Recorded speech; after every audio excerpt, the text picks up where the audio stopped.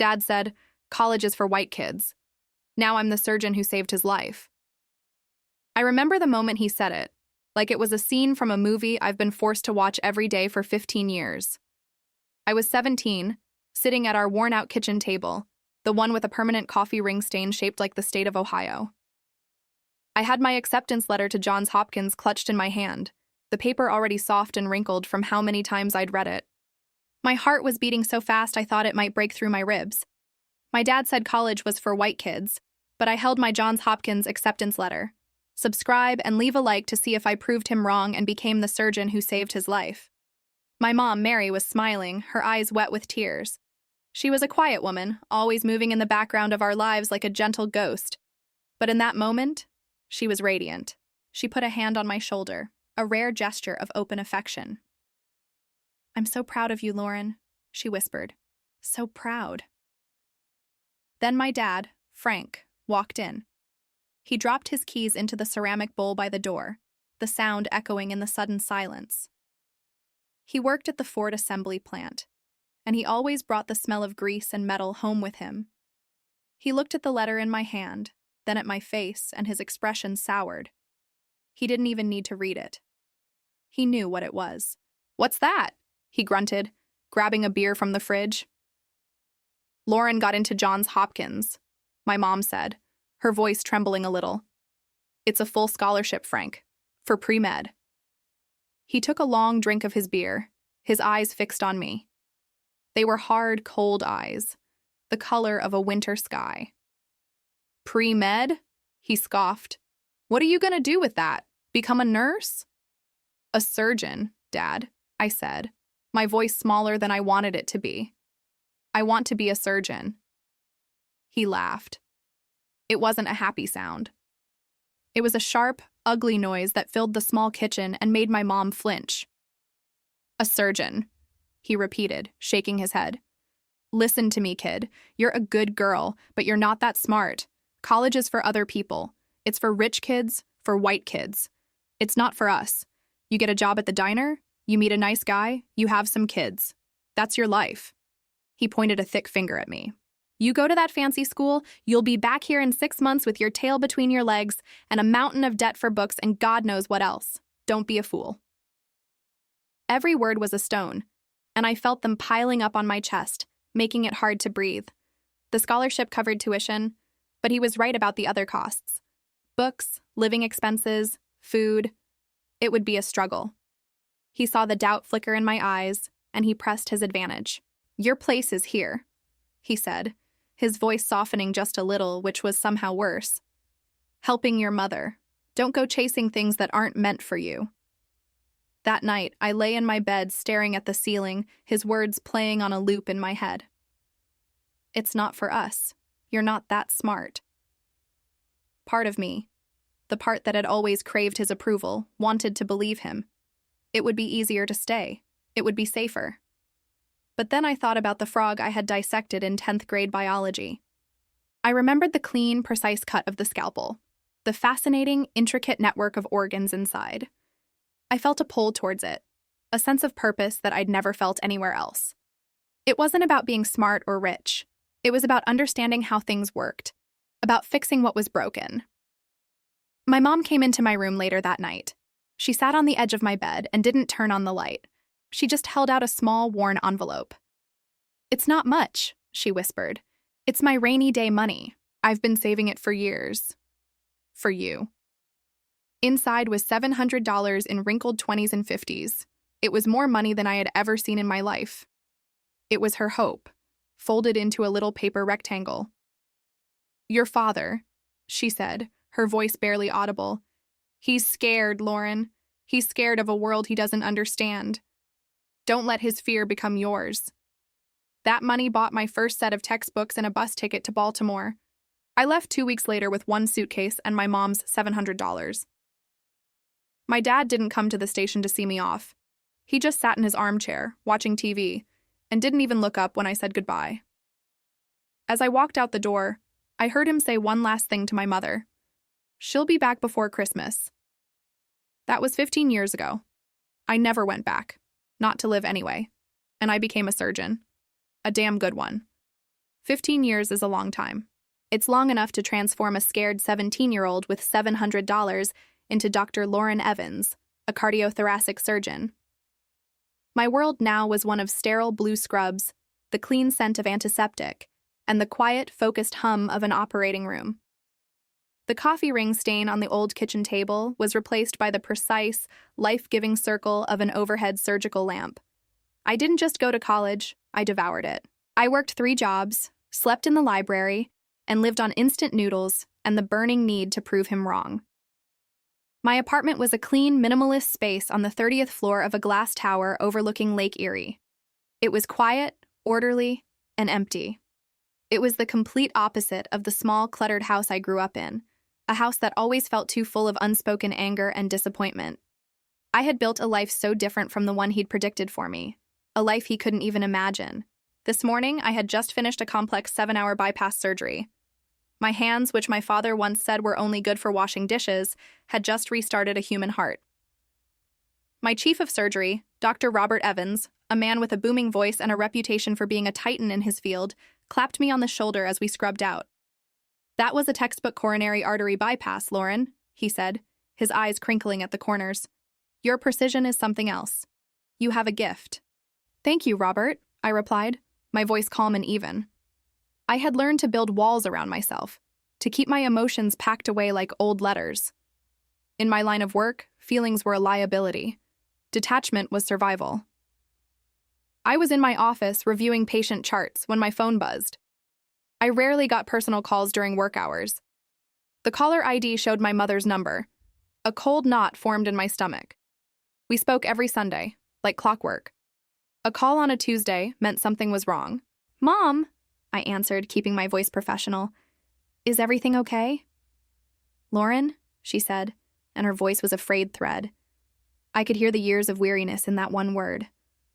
"Oh, Lauren." I heard a muffled sob. "Mom, what is it? What happened?" "It's your father," she whispered. I felt my walls go up, thick and high. I hadn't spoken to Frank in over 5 years, not since he'd called to tell me my mom's sister had passed away, and then spent 10 minutes complaining about the cost of the funeral.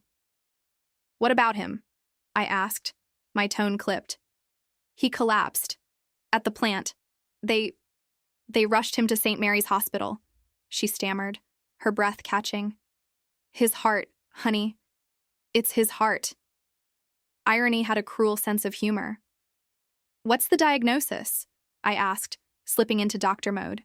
It was easier than being a daughter. "They said, a dissection? An aortic dissection? Type A?" she said, struggling with the words. "They said it's very bad. They said he needs surgery immediately or he won't make it through the night." I closed my eyes. An aortic dissection was a tear in the inner layer of the body's main artery. It was a catastrophic event, a ticking bomb. The surgery to repair it was one of the most difficult and dangerous procedures in my field. It was my specialty. "He's at St. Mary's?" I asked. It was a small local hospital. They wouldn't have a surgeon with the experience to handle a complex type A dissection. "Yes, but the surgeon here, he looked at the scans and he said he can't do it. He said it's too risky, that your father's chances are almost zero with him." My mother's voice broke completely. "But he said something else, Lauren. He looked at your father's file, saw our last name. He asked if we were related to a Dr. Lauren Evans." The knot in my stomach tightened until I could barely breathe. I knew what was coming. "I told him you were my daughter," she cried. "And he looked at me, Lauren. He said there's a new technique, a specialized graft procedure for this kind of tear. He said there's only a handful of surgeons in the country who are trained to do it. He said you are one of them. He said you might be his only chance." Silence stretched between us, thick with 15 years of pain and rejection. The man who told me I wasn't smart enough for college, that surgery wasn't for people like us, was now lying in a hospital bed, his life depending on the very skill he had mocked. "Lauren," my mother pleaded, her voice a desperate whisper. "Please, he's your father. Will you come home?" I hung up the phone, but my hand remained frozen, clutching the cold glass and steel of my smartphone. The silence in my spacious office was suddenly deafening. Outside my floor-to-ceiling window, the city moved on. A river of lights and traffic. completely unaware that my world had just tilted on its axis. "He's your father. Will you come home?" My mother's words echoed in the quiet room, a desperate plea that cut through 15 years of carefully constructed armor. The surgeon in me was already running through protocols. Type A aortic dissection, a ticking time bomb. The mortality rate increases by 1% every hour it goes untreated. The procedure is a marathon of precision and nerve, replacing a section of the aorta with a synthetic graft, sometimes involving circulatory arrest.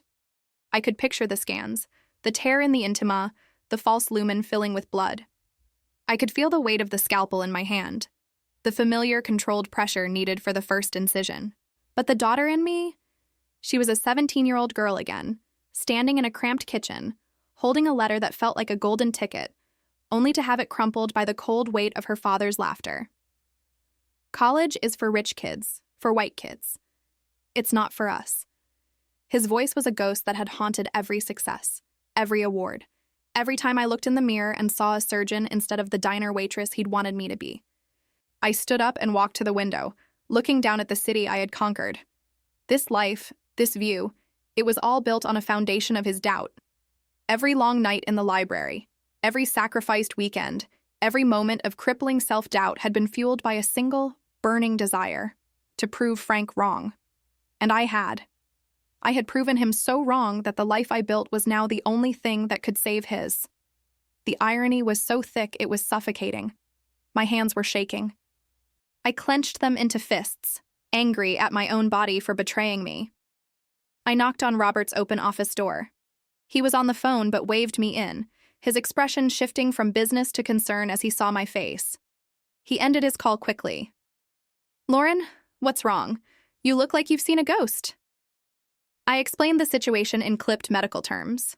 The dissection, the local hospital, the surgeon who couldn't handle it. I left out the 15 years of history. I just gave him the facts. He listened patiently, his gaze unwavering. When I finished, he leaned back in his leather chair. "So you're going," he said. It wasn't a question. "I don't know," I confessed, the words feeling like a betrayal of the detached professional I pretended to be. He told me I would fail, that I wasn't smart enough. Robert nodded slowly. He was more than my boss. He'd been my mentor through the grueling final years of my residency. He'd seen me at my best and my worst. He once told me, "The scars that are hardest to heal are the ones no one can see." He was looking at mine right now. "He was wrong, Lauren," Robert said, his voice firm but kind. "Every single day you walk into that OR, you prove him wrong. You don't need to prove it again. But that man on that operating table isn't the ghost in your head. He's a patient, and he needs the best surgeon there is. And that's you." He paused, letting the words sink in. "Go save your father's life. The hospital will cover the flight. I'll clear your schedule." 2 hours later, I was on a flight to Detroit, crammed into a middle seat in coach. The sterile, controlled world of my hospital felt a million miles away. Here, the air was stale, and I was surrounded by the messy, unpredictable reality of other people's lives. A baby cried a few rows behind me. The man next to me smelled faintly of mustard. I closed my eyes, the roar of the jet engines a dull hum in my ears. I had spent my entire adult life running from that small house, from that small town, from the small life my father had planned for me. Now, I was flying right back into the heart of it. I wasn't sure if I was flying home to save his life or to finally prove to him, once and for all, that I had escaped. Maybe it was both. The plane landed with a jolt. As I walked through the familiar, slightly shabby Detroit Metro Airport, I felt a sense of dread. This was the place I had fled from, full of hope and my mother's secret savings. Now I was returning as a stranger in my own past. I took a cab to St. Mary's. It was exactly as I remembered it, a squat brick building from the 70s, with a tired-looking emergency sign flickering in the twilight. It was a world away from the gleaming glass and steel of my state-of-the-art medical center. I walked through the automatic doors, the smell of disinfectant and old linoleum hitting me like a wave of unwelcome nostalgia. And there, standing under the flickering fluorescent lights of the waiting room, was my mother. She looked smaller than I remembered, and 10 years older. Her face was a roadmap of worry. When she saw me, her eyes filled with tears, a mixture of relief and a deep, familiar sadness. She rushed forward and wrapped her arms around me. "You came," she sobbed into my shoulder. "Oh, Lauren, you came."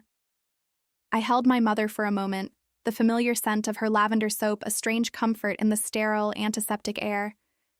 But it felt like I was holding a stranger. Her body was frail under my hands, and I felt the 15 years that separated us like a physical wall. I pulled back gently, my professional mask slipping back into place. "Where is he?" I asked, my voice steady. "I need to see his chart, his scans, now." A young doctor in tired-looking blue scrubs approached us hesitantly. He looked like he was barely out of his residency, his face pale with exhaustion and stress. "Dr. Evans?" he asked, his voice full of a reverence that felt out of place. "I'm Dr. Ethan Carter. I'm the attending on call. It's an honor to meet you. I read your paper on aortic graft implantation in the New England Journal of Medicine. It was groundbreaking." "Thank you, Dr. Carter," I said, cutting through the pleasantries. "The patient, Frank Evans. Give me the rundown." We walked towards the intensive care unit, my mother trailing behind us like a lost shadow. Ethan spoke quickly, his words precise. "Type A dissection, originating just above the aortic root. It spiraled all the way up the arch. His pressure is crashing. We have him on beta blockers and nitroprusside to keep it from rupturing, but it's a losing battle. The tear is too aggressive. We did a CT angiogram an hour ago. I have it right here." He pulled up the images on a monitor in the hallway. The glowing white of my father's aorta was marred by a dark, terrifying line, the dissection. It was a brutal, catastrophic injury, a death sentence without immediate, highly skilled intervention. Ethan pointed to the screen. "This is the problem," he said, his finger tracing the tear. "It's too close to the coronary arteries. One wrong move, and you cut off blood supply to the heart entirely. I've never seen one this extensive. I wouldn't even know where to begin. You're his only shot." My mother was watching my face, searching for a sign of hope. "I always told you, Lauren," she whispered, her hand finding mine and squeezing it tight. "What goes around comes around, sometimes in the strangest ways." I didn't answer her. I was staring at the image on the screen, the ghost of my father's heart. The surgeon in me was already planning the incisions, mapping out the steps: clamp the aorta, initiate circulatory arrest, cool the body, repair the tear, restart the heart. It was a dance on the edge of a knife, a symphony of controlled violence to save a life. His life. "I need to see him," I said. Ethan led me to a room at the end of the hall, and there he was. I hadn't seen my father in 5 years, but it felt like a lifetime. The man in the bed was not the loud, intimidating figure from my memories. He was small, pale, and frighteningly still, lost in a tangle of tubes and wires. The steady beep of the heart monitor was the only sign of the fight his body was putting up. His thick, calloused hands, the ones that had pointed at me with such derision, lay limp on the thin white blanket. His face, usually set in a permanent scowl, was slack and vulnerable. He just looked like an old, sick man. I stood there looking at him, and I felt nothing. No anger, no sadness, no satisfaction. Just a cold, clinical emptiness. This wasn't my father. This was a patient. A complex cardiothoracic case. A problem to be solved. I turned to Ethan. "Book the OR," I said, my voice leaving no room for argument. "I want your best anesthesiologist and your best surgical nurse. I'll need a full set of cardiovascular instruments, and make sure you have a size 28 Dacron graft ready. We're going in as soon as they're prepped." Ethan nodded, a look of profound relief on his face. "Yes, doctor. Right away." He hurried off to make the calls. My mother looked at me, her eyes brimming with tears again, but this time they were tears of gratitude. "Thank you," she mouthed. I just gave a short, sharp nod and walked over to the nurse's station to scrub in. As I lathered the harsh soap over my hands and up to my elbows, I looked at them. These were the hands my father said were useless for anything but washing dishes. The hands, he said, weren't smart enough. In about 30 minutes, these hands would be inside his chest, holding his broken heart, and they would be the only thing standing between him and death. The thought didn't bring me any pleasure. It just felt like a job that needed to be done. I was no longer a daughter. I was a surgeon, and I had a life to save. The operating room was cold, a deliberate, sterile cold that had always felt like home to me. It was my sanctuary, a place where emotion was scrubbed away along with the germs. Under the intense white glare of the surgical lamps, the world simplified. There was only the problem and the solution, the broken body and my hands. Tonight, the problem was my father. The team assembled around me was a quiet ballet of efficiency. They were the best saint Mary's had to offer, their faces a mixture of awe and nervous tension. I was an outsider here, a specialist from a different world, and they were watching my every move. I didn't care. I wasn't there for them.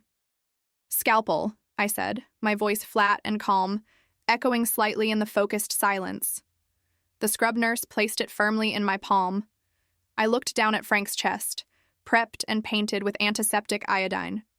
For a split second, he wasn't a patient. He was the man who laughed at my dreams in our cramped kitchen. The man who smelled of grease and disappointment. The man whose approval I had chased for years before finally giving up and running away. I pushed the thought away. It was a weakness I couldn't afford. I made the first incision, a long, clean line down his sternum. The cut was perfect, a testament to 15 years of relentless practice. There was the high-pitched whine of the sternal saw, and then his chest was open, and there it was. His heart. It was enlarged, struggling, a tired muscle fighting a losing war. It was the heart of a man who had worked too hard, worried too much, and loved too little. "Initiating cardiopulmonary bypass," I announced. The anesthesiologist confirmed. The big, quiet machine next to the table whirred to life, taking over the function of his heart and lungs. His blood began to circulate outside his body, a river of life diverted. "We're on bypass," I said. "Begin cooling."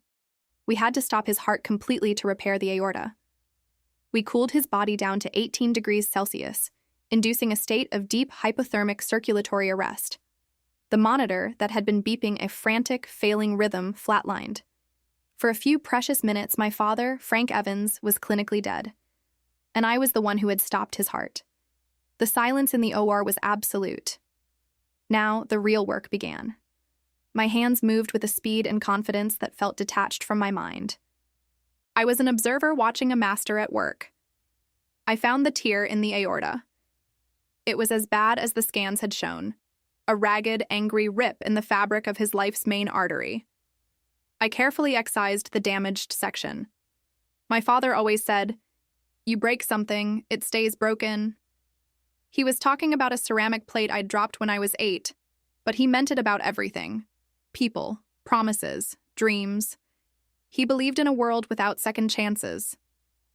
"Dacron graft, size 28, I said. The nurse handed it to me. It was a simple corrugated white tube, a piece of medical fabric that cost a few $100s. But it was a second chance. With tiny meticulous stitches, far finer than anything my mother had ever sewn, I began to attach the graft, building him a new aorta, a new pathway for his life to flow through. I worked for what felt like an eternity, each stitch a silent refutation of his words. "You're not that smart. This isn't for us." Stitch by stitch, I was proving him wrong, not with words, but with the skill he never believed I could possess. Finally, it was done. The repair was perfect. "Okay," I said, my voice tight. "Let's start rewarming, slowly." As his body temperature climbed, we prepared to restart his heart. This was the moment of truth. The repair could be perfect, but if his heart refused to beat again on its own, it was all for nothing. "Paddles," I ordered. I took them, placing them directly onto his heart. "Clear!" The muscle jumped, a grotesque lifeless spasm. Nothing. Again, "Clear!" Another jolt. Still nothing. A cold dread, an emotion I hadn't allowed myself to feel all night, began to creep in. This couldn't be how it ended. My mother's face flashed in my mind, her desperate plea. "He's your father." "One more time," I said, my voice a low command. "Clear." This time, after the jolt, there was a flicker on the monitor, A single, weak beat, then another, and another. A slow, steady rhythm began to emerge from the chaos. It was weak, but it was there. It was his. A collective sigh of relief went through the room, a sound so soft it was almost imaginary. His heart was beating on its own. 4 hours later, I was closing his chest. The surgery was a technical success. I had done my job. I walked out of the OR, stripping off my bloody gloves and gown, feeling a bone-deep exhaustion I hadn't felt in years. My mother was waiting, her face etched with a fear so raw it was painful to look at. She stood up as I approached. "He's alive," I said, the words feeling heavy and strange. "The surgery went well. He's in recovery." Tears streamed down her face as she collapsed into my arms, her sobs shaking her small frame. "I knew it," she cried. "I knew you could do it." I stood there, stiffly patting her back. I felt no triumph, no satisfaction, just a vast, hollow emptiness. I had saved his life. I had won the argument we'd been having for 15 years. But as I looked through the glass into the IQ, at his still form hooked up to a dozen machines, I saw his hand twitch. Then again. It wasn't a normal movement. It was a small, persistent tremor. My blood ran cold. His heart was beating, but I knew, with the sickening certainty of a surgeon who has seen it all, that something else was terribly wrong.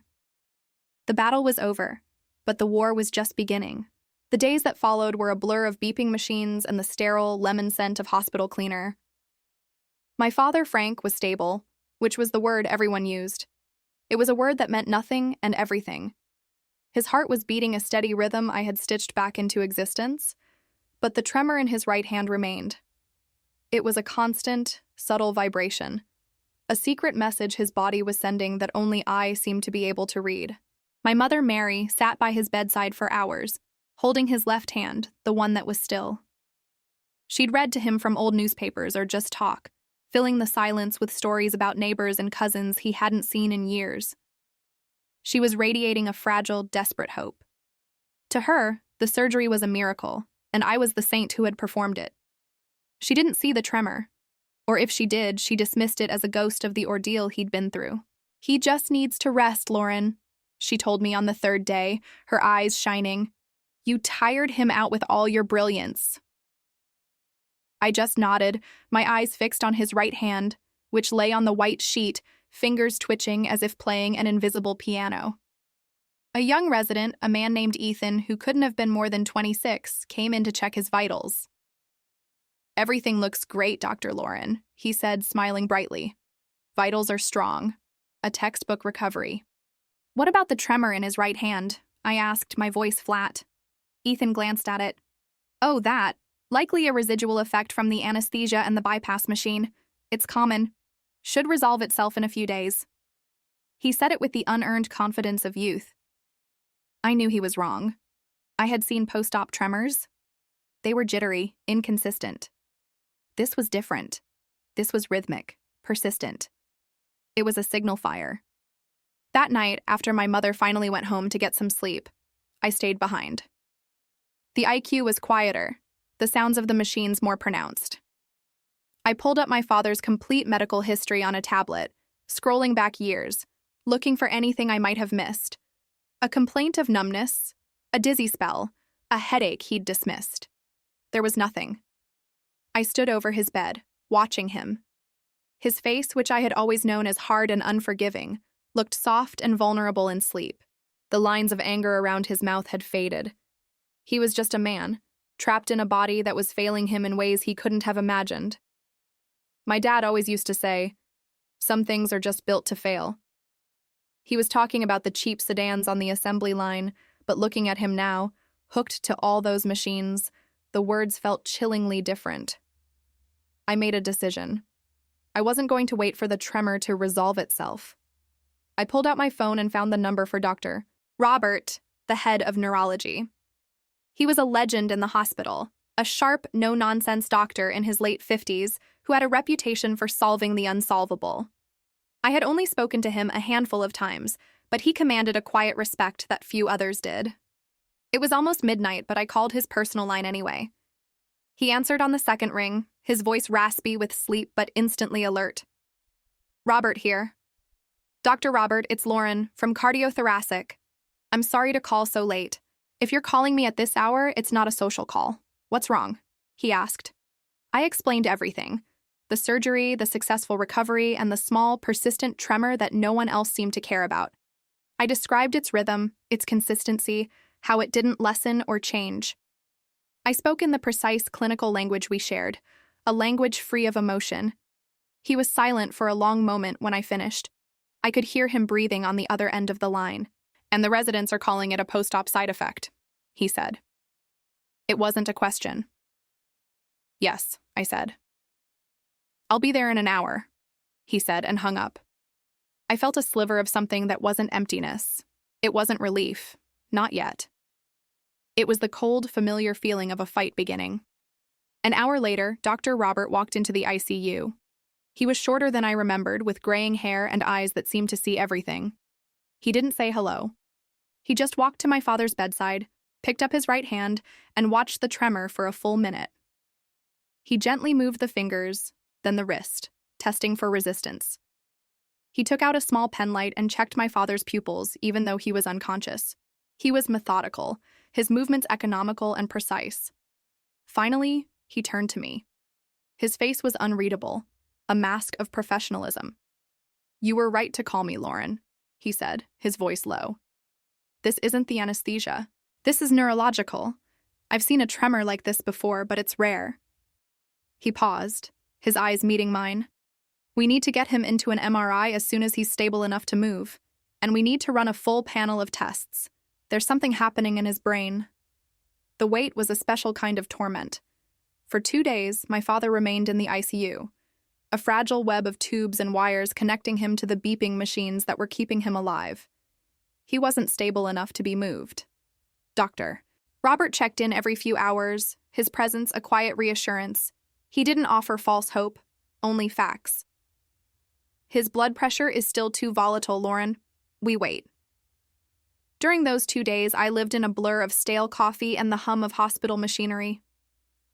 I'd watch the rhythmic rise and fall of my father's chest, the slight, almost imperceptible twitching in his right hand, a constant, terrifying metronome.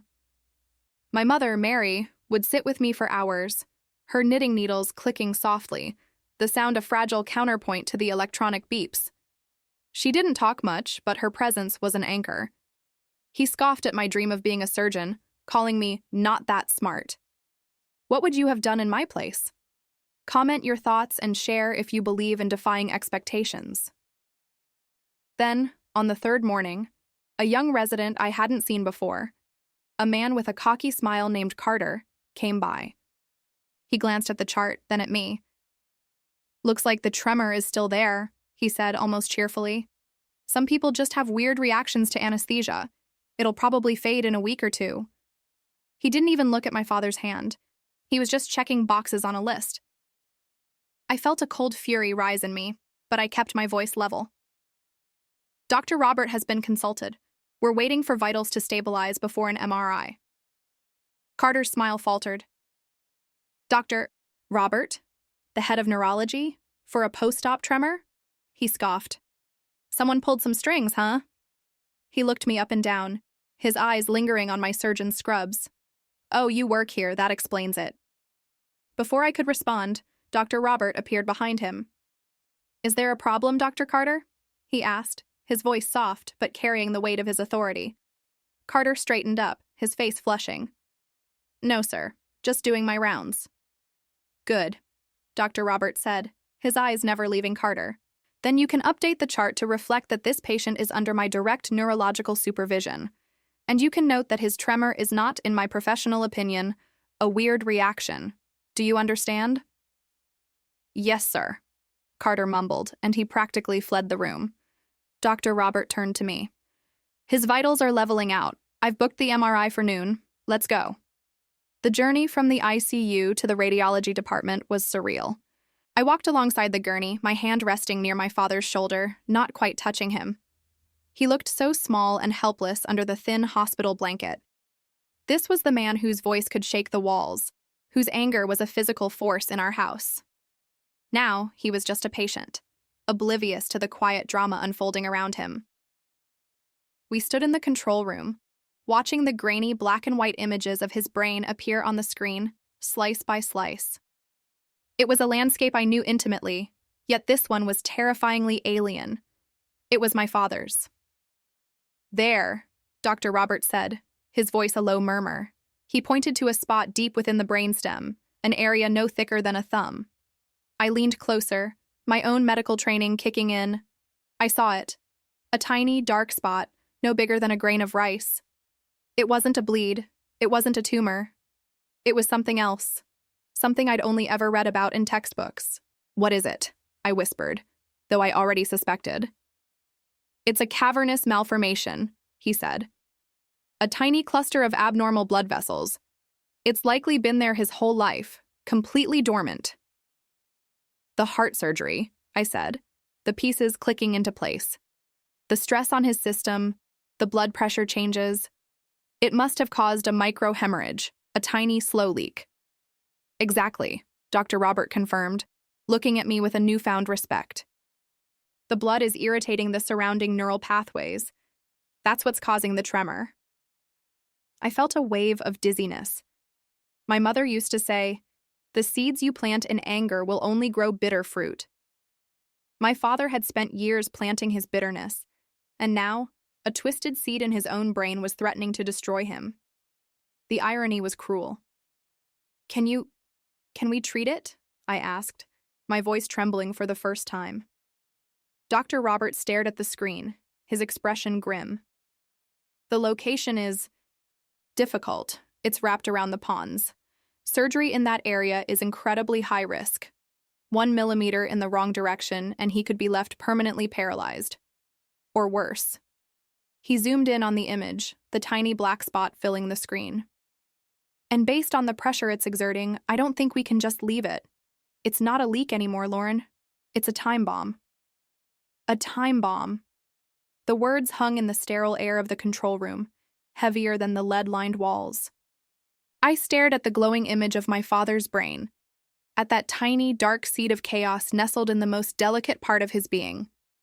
All my years of training, all the hours spent memorizing neural pathways until they felt like the streets of my own neighborhood, all of it seemed to dissolve into a single, cold wave of fear. This wasn't a diagram in a textbook. It was my dad. "What are the options, Robert?" I asked, my voice sounding distant, like it was coming from another room. I forced myself to use his first name, to keep the professional wall between us. If I called him Dr. Robert, I would be the patient's daughter. I needed to be a surgeon. He sighed, running a hand over his tired face. "Palliative care. We manage the symptoms, try to reduce the swelling with steroids, and wait. Or we go in. It's a craniotomy, a deep brain approach. The mortality rate for this specific location is high. The morbidity rate is even higher. Paralysis, locked-in syndrome, coma. It's a minefield, Lauren." I knew all of this.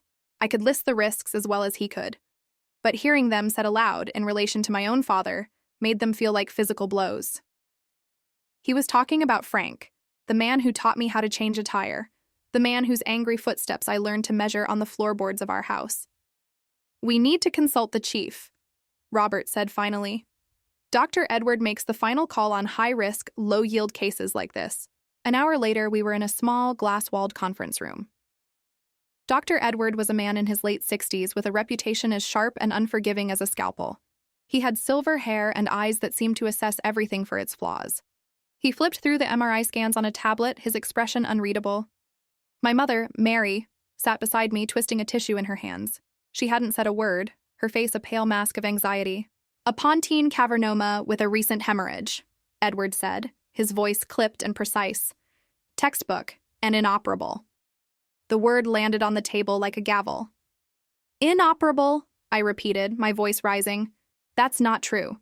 It's difficult. It's extremely high risk. But it's not impossible." Dr. Edward looked at me over the top of his glasses, a flicker of annoyance in his eyes.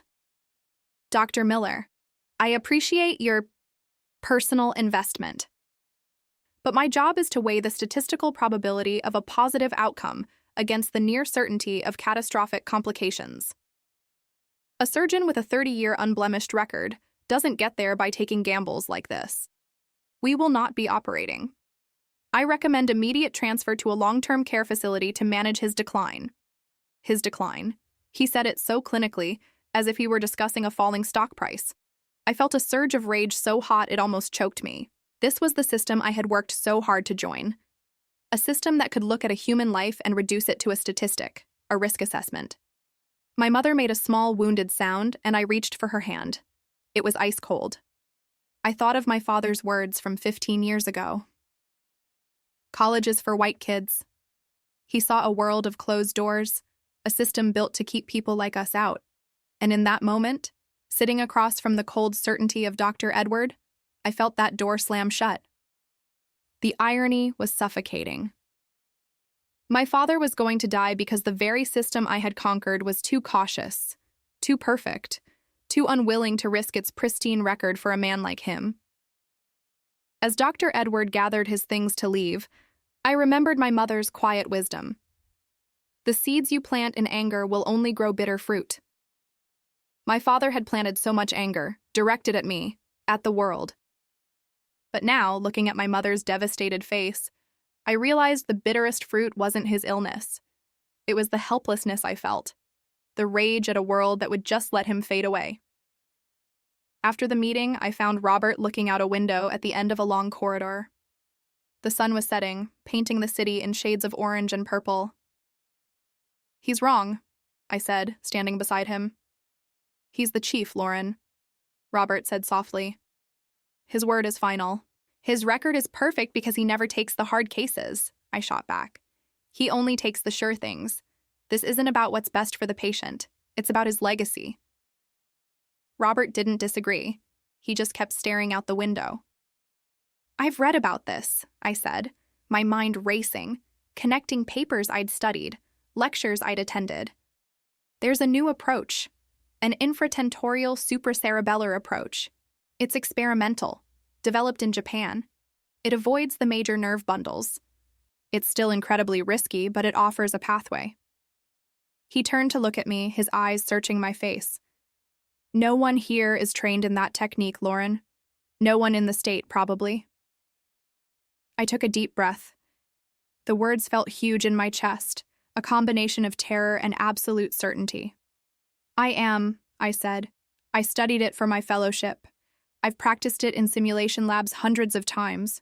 I wrote my final thesis on it." Robert stared at me, his mouth slightly open. He understood what I was saying before I even finished the thought. "I can do it," I said, my voice steady even as my heart hammered against my ribs. "I want to operate on him myself." Robert's breath hitched.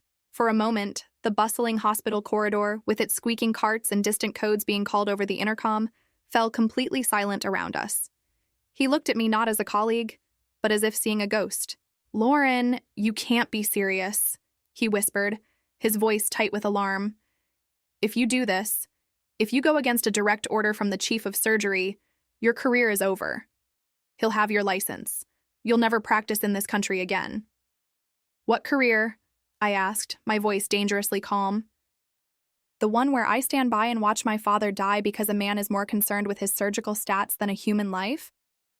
What's the point of all this training, all these years if I can't use it when it matters most?" He ran a hand through his hair, pacing a small circle on the polished linoleum floor. "This isn't just any surgery, it's experimental. You've done it in Sims, sure. We all have. But on a live patient, on your own father, the ethics board would have a field day.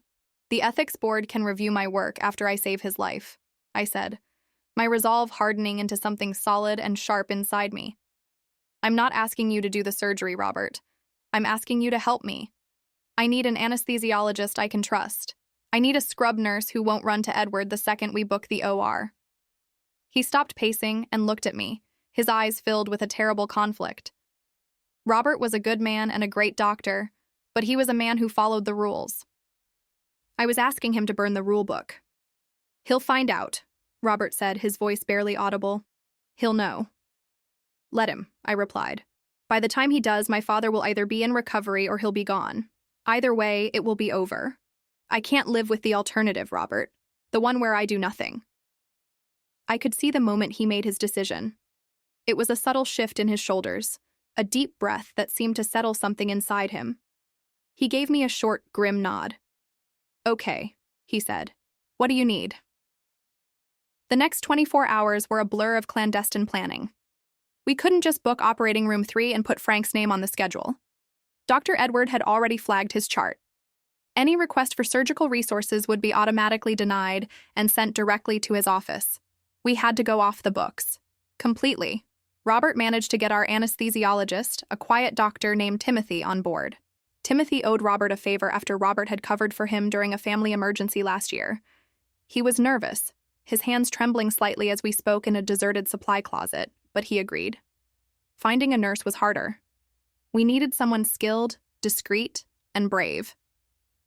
We found her in Betty, a veteran nurse who had been at the hospital for 30 years and had seen chiefs of surgery come and go. She disliked Edward's cold, statistical approach to medicine. That man cares more about the hospital's reputation than the people in its beds, she said, her arms crossed. I'm in. The plan was simple and insane. We would perform the surgery on Saturday night. Dr. Edward always spent his weekends at his lake house, completely unplugged. We'd list the surgery under a false name, a John Doe emergency craniotomy. Robert would handle the paperwork, using a temporary patient ID that he could delete from the system before the morning. Betty would prep the OR with the specialized micro-instruments I needed, hiding them among the standard surgical kits. I spent every spare moment in the simulation lab, running the procedure again and again until my hands moved on their own, my mind seeing every nerve, every blood vessel. I barely ate. I didn't sleep. On Friday evening, I went to see my mother. She was sitting by my father's bedside, holding his limp hand. He was unconscious, his breathing shallow. The monitors beeped a steady, weak rhythm. The doctors, they said there's nothing more they can do, Mary said, her eyes red and swollen. She didn't look at me. She just stared at my father's face. They want to move him to a different ward, for comfort. I knelt beside her chair, my heart aching at the word. Comfort. It was a sterile, clinical word for giving up. Mom, I said softly. I'm not giving up. She turned to me then, her gaze searching my face. She saw the exhaustion, but she saw the fire underneath it, too. She saw the daughter she had raised. What are you going to do, Lauren? I couldn't tell her the truth. I couldn't add the terror of what I was about to do to the grief she was already carrying. I'm going to find a way, I said. I promise you. I'm going to do everything I can. She squeezed my hand, her grip surprisingly strong. I know you will, she whispered, a flicker of hope in her tired eyes. You were always the one who could do the impossible. As I walked out of the room, I felt the weight of that promise settle on my shoulders. It wasn't just about my father's life anymore. It was about my mother's hope. Late that night, I was reviewing the latest scans of my father's tumor on a monitor in a dark reading room when I heard footsteps. I turned, my heart leaping into my throat. It was Dr. Edward. He stood in the doorway, his silhouette framed by the harsh light of the hallway. He wasn't in his usual pristine suit. He was wearing scrubs, a stethoscope around his neck. He must have just finished a late surgery. Dr. Ross, he said, his voice clipped and cold. I was told you've been accessing your father's file repeatedly. I made the hospital's position clear. I stood up, my body rigid. He's my father. I have a right to see his chart. You have a right to be his daughter, Dr. Edward corrected, taking a step into the room. You do not have the right to interfere with his prescribed course of treatment. He is to be kept comfortable, no more tests, no more consults, and you are to stay away from the surgical wing. Is that understood? His words were a direct threat. He knew. He must have suspected something. The air crackled between us. I thought of my father's words from so long ago, about doors being closed. Here was a man holding a door shut with all his authority. Perfectly, I said, my voice as cold as his. I met his gaze, refusing to look away. Your position is crystal clear. He stared at me for a long moment, then turned and walked away without another word. I watched him go, my hands clenched into fists. He thought he had won. He thought he had scared me into submission. He had no idea what was coming. The seeds of his own arrogance were about to bear their bitter fruit. I stood there in the silent reading room for a long time after Dr. Edward left, the ghost of his threat hanging in the air like antiseptic. He thought he had cornered me. He thought his title and his authority were a brick wall I couldn't get past. He was wrong. It wasn't a wall, it was a starting pistol. My father's words echoed in my mind. College is for white kids, a phrase meant to be a closed door. Dr. Edward had just tried to slam another one in my face. He didn't understand that I had spent my entire life learning how to build my own doors. I deleted my access history from the terminal and walked out, my mind a whirlwind of surgical plans and impossible logistics. I couldn't use the hospital's official channels. I couldn't schedule an operating room, request an anesthesiologist, or assemble a team. He would have alarms on all of it. I had to go rogue. I had to perform the most important surgery of my life in the shadows of the very institution I had given everything to. The first person I thought of was Ethan. He was a third-year resident, brilliant and hungry, with hands as steady as a machine.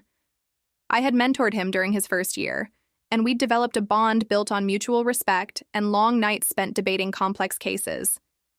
More importantly, I knew he had a spine. He wasn't a yes man. I found him in the residence lounge, slumped over a cup of coffee that had long gone cold. He looked exhausted, the way we all did. "Ethan," I said softly, not wanting to startle him. He looked up, his eyes clearing as he recognized me. "Dr. Ross. Hey, rough night?"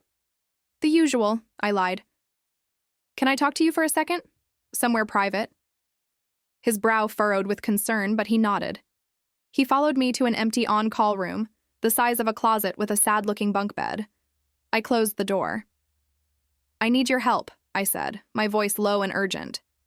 "And what I'm about to ask you could end your career. It could end mine too. So if you want to walk out of this room right now and pretend this conversation never happened, I will understand." His eyes widened. He leaned against the wall, crossing his arms. "Okay, you have my attention." I pulled out my tablet and brought up the 3D model of my father's tumor I had built from the scans. I showed him the margins, the proximity to the brainstem, but I also showed him the pathway I had mapped out. A tiny, treacherous corridor that every other surgeon had deemed impossible. "This is my father's glioblastoma," I said. "Dr. Edward has put him on palliative care. He says it's inoperable." Ethan studied the image, his clinical mind taking over. "It's bad, Lauren. Really bad. The location is a nightmare."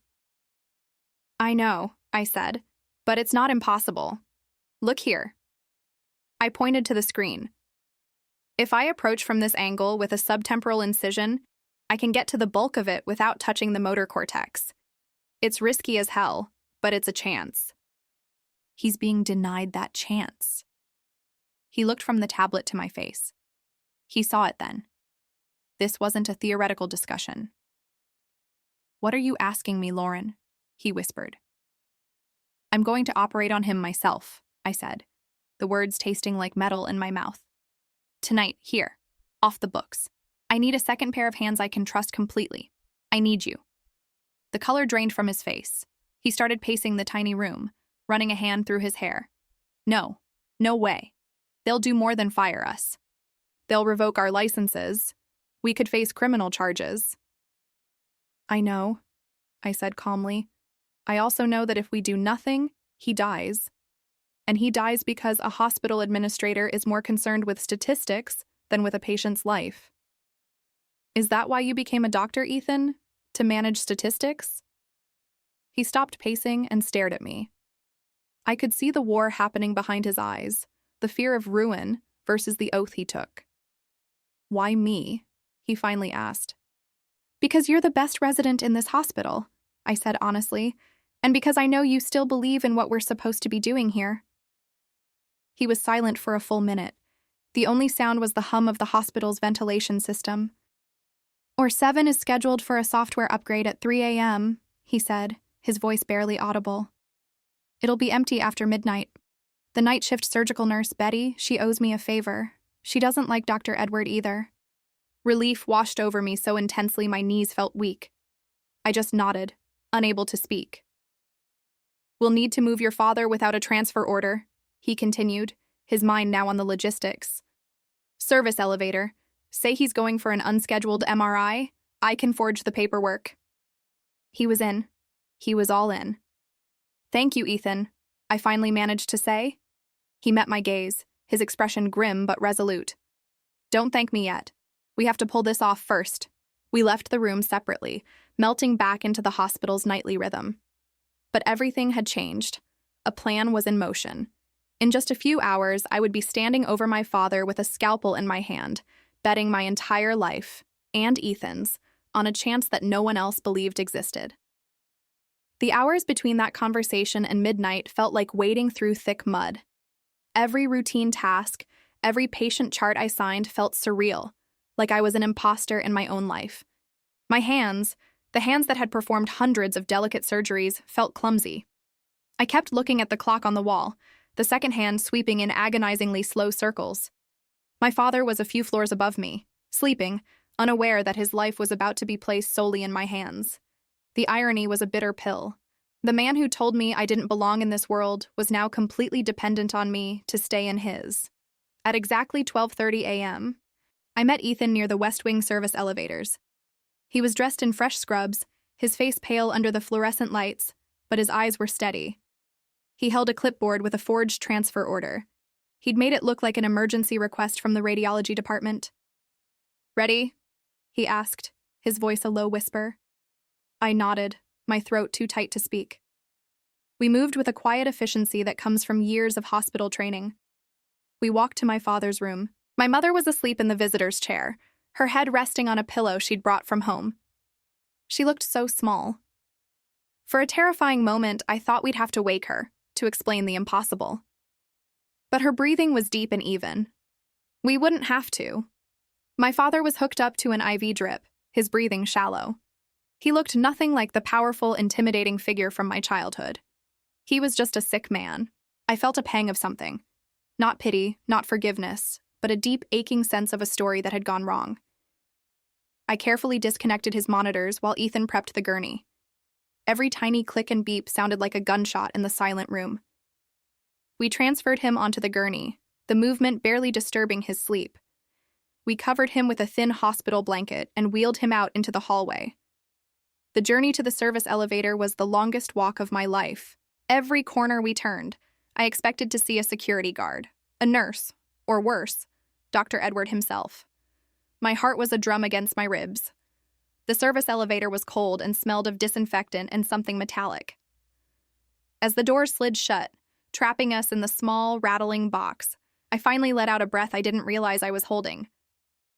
So far, so good, Ethan murmured, his eyes fixed on the floor indicator. Don't say that, I whispered back. Don't jinx it.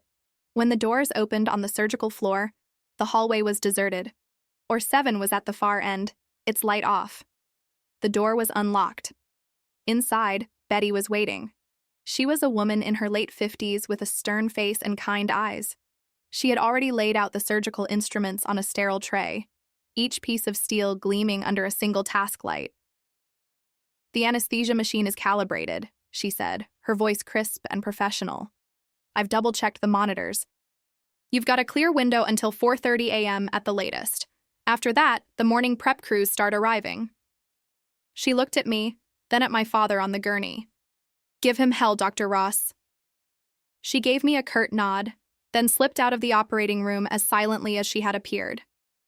Ethan and I moved my father onto the operating table. The moment he was in place, the room transformed. It was no longer a clandestine meeting spot. It was my domain. This was where I belonged. Ethan started hooking up the anesthesia, his movements precise and confident. I pulled up my father's scans on the large monitor, the 3D image of the tumor glowing in the dark. The enemy. I scrubbed in, the ritualistic process calming my nerves. The hot water, the smell of the soap, the methodical scrubbing of each finger, each hand, each forearm. When I was done, I walked back into the OR. Ethan had my father prepped and draped, only a small shaved section of his head exposed. I stood over him, looking at the man who had shaped my life through his rejection. The man whose words had been the fuel that drove me to be better, smarter, and more relentless than anyone else. He said college was for other people. He said doors would be closed to me. He never imagined I would become the one person with the key. "Scalpel," I said, my voice clear and steady. Ethan placed the cold steel into my outstretched hand. The weight of it felt familiar, perfect. I looked at the monitor, at the path I had memorized, the impossible corridor to the heart of the tumor. This wasn't just surgery. This was an answer to a question he asked 15 years ago. I took a breath, held it, and made the first cut. The hours that followed were a blur of intense focus. Every movement was precise, every decision critical. The tumor was tangled around vital arteries, just as the scans had shown. It was a monster hiding in the dark, and I was there to drag it into the light. Ethan was a rock, anticipating my needs, monitoring my father's vitals with unwavering calm. Time ceased to exist. There was only the steady beep of the heart monitor, the quiet hum of the machines, and the mission. Finally, after what felt like a lifetime, the last piece of the tumor was out. I held it in my forceps, a malignant piece of tissue that had threatened to take my father, and with him, any chance of resolution. "It's done," I breathed out, my shoulders slumping with a wave of exhaustion so profound it almost buckled my knees. Ethan nodded, his eyes shining above his surgical mask. "You did it, Lauren. You actually did it." The cleanup was as meticulous as the surgery itself. We left no trace. By 4 a.m., my father was back in his bed in his room, the monitors reconnected, the IV drip just as it was. My mother hadn't stirred. He looked exactly the same, but I knew that inside his head, everything was different. Betty had disposed of all the surgical waste, wiping the operating room clean of our ghost surgery. By the time the morning shift arrived, we were all gone, shadows that had slipped through the hospital's cracks. I went home, took the longest shower of my life, and fell into a dead sleep for 3 hours. When I walked back into the hospital later that morning, I was Dr. Ross again, just another surgeon on her rounds. I avoided my father's floor, my heart hammering every time I saw a nurse I didn't recognize. The news came around noon. A buzz started on the surgical floor. Dr. Edward had ordered a new set of pre-op scans for Frank Ross, and they showed the impossible. The tumor was gone. Completely. Not shrunk, not reduced. Gone. Nurses whispered about a miracle. Doctors were baffled. Dr. Edward, I heard, was furious. He stormed through the hallways, his face a mask of thunderous disbelief. He knew miracles didn't happen in oncology. He found me in the cafeteria, staring into a cup of coffee I hadn't touched. "Dr. Ross," he said, his voice low and dangerous. He didn't sit. He loomed over my table. "I want to know what you did." I looked up at him, my expression carefully neutral. "I'm not sure what you mean, Dr. Edward. I was told you declared my father's case inoperable." "It was," he hissed, "and now the tumor has vanished. Explain that." I took a slow sip of my coffee. "I can't. Perhaps you made a mistake in your initial diagnosis." His eyes narrowed. He knew. He couldn't prove it, but he knew. "This isn't over," he said, before turning on his heel and stalking away. But I knew it was. A surgery with a 100% success rate and no complications wasn't a scandal. It was a legend. He had no move to make. 2 days later, my father woke up. I wasn't there. My mother was, holding his hand. He was weak, confused, but the fog in his mind was gone. The doctors were astounded by his recovery. My mother, in her quiet, steady way, told him everything. She told him how Dr. Edward had given up, how I had refused to, and what I had done in the dead of night. She called me that evening. "He wants to see you," she said simply. I walked to his room, my feet feeling like lead. This was the confrontation I had been running toward my whole life. He was sitting up in bed, looking smaller than I had ever seen him. My mother sat in the chair beside him and gave me a small, encouraging smile, before slipping out of the room to give us privacy. We were silent for a long time. I stood by the door, unsure of what to do or say. Finally, he cleared his throat. His voice was raspy. "Your mother told me," he said, not looking at me, but at his hands resting on the hospital blanket. I just nodded. "All those years," he continued, his voice cracking. "I was so wrong. I thought I was protecting you from disappointment, from a world I didn't think would let you in." He finally lifted his eyes to meet mine. They were filled with a shame so deep it seemed to drown him. "I said college was for white kids. I said you were reaching too high. I was a fool. I was afraid." I felt the 15 years of anger and resentment inside me begin to dissolve. It wasn't a sudden flood of forgiveness, but a slow, quiet release. He wasn't a monster. He was just a man, trapped by his own limitations. I walked closer to the bed. "You were wrong," I said, my voice steady. "But you're here now." A tear rolled down his cheek. "Because of you. My daughter. The surgeon." He said the word surgeon like it was a prayer. "You saved my life." "Yes," I said. "I did." He reached out a shaky hand. I took it. His skin was dry and cool, but the grip was firm. It wasn't an apology in words, but it was an apology nonetheless. It was a beginning. The first cut had been made, and now the healing could start. From his dismissive words to his raspy, "My daughter, the surgeon." He was wrong, and I saved him. What did you think of my healing journey? Subscribe for more intense stories of overcoming limits.